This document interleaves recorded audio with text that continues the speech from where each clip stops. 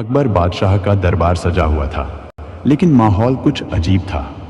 बीरबल, जो हमेशा अपने चुटीले उत्तरों और हाजिर जवाबी के लिए प्रसिद्ध थे, आज गहरी चुप्पी में थे।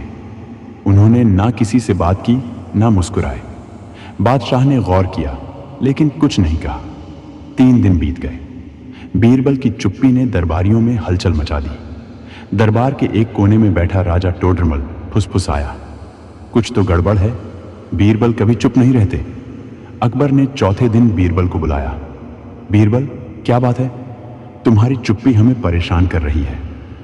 बीरबल ने सिर झुकाया और बस इतना कहा, जहां चुप्पी जरूरी हो वहां बोलना मूर्खता है।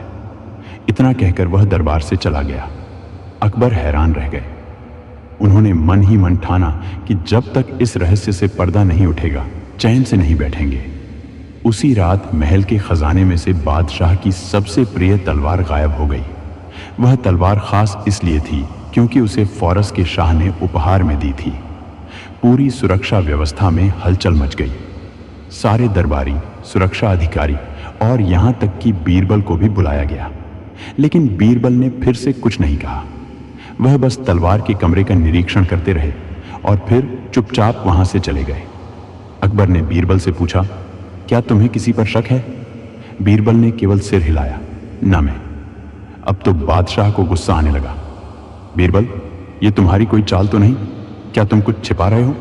बीरबल ने मुस्कुराकर सिर झुकाया, जो छिपा है वो ही तो दिखेगा। बादशाह और उलझ गए। इन्हीं दिनों दरबार में एक नया दरबारी आया था। नाम था जय सिंह। वह राजपूताना से आया था और खुद को एक बुद्धिमान मंत्री बताता था। अकबर उससे प्रभावित हुए और उसे राजकोष निरीक्षक बना दिया। कुछ ही दिनों में जय सिंह ने दरबार में बीरबल के खिलाफ माहौल बनाना शुरू कर दिया। वह कहता, जो मंत्री बोल नहीं सकता वह राज का भला क्या करेगा? दरबार में धीरे धीरे कई लोग बीरबल के खिलाफ बोलने लगे। बादशाह सोच में पड़ गए। क्या वाकई बीरबल अब उतने सक्षम नहीं रहे? एक रात एक गुप्त संदेश बादशाह को मिला।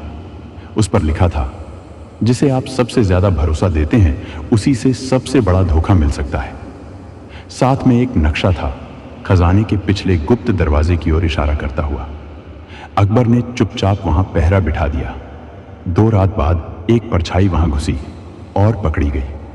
वह कोई और नहीं, जय सिंह था। उसके पास चोरी हुई तलवार भी मिल गई।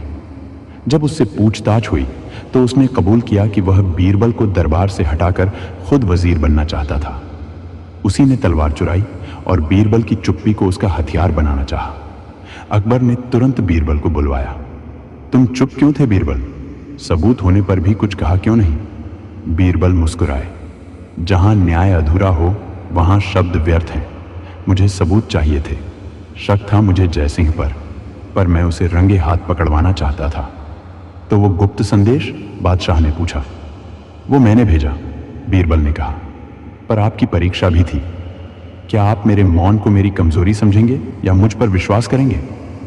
अकबर चुप हो गए, फिर मुस्कुराए और बीरबल को गले लगा लिया। तुम्हारी चुप्पी भी बोलती है। जय सिंह को सजा दे दी गई। बीरबल ने अंत में कहा, दरबार केवल बातों से नहीं, धैर्य और बुद्धि से चलता है। हर आवाज सच नहीं होती और हर चुप्पी झूठ नहीं। उस दिन के बाद बीरबल की चुप्पी भी दरबार की सबसे बड़ी सीख बन गई। इस कहानी से हमें ये सीख मिली कि बुद्धिमान व्यक्ति केवल तभी बोलता है जब उसकी बात से न्याय की दिशा बदली जा सके। अन्यथा मौन सबसे बड़ा उत्तर होता है।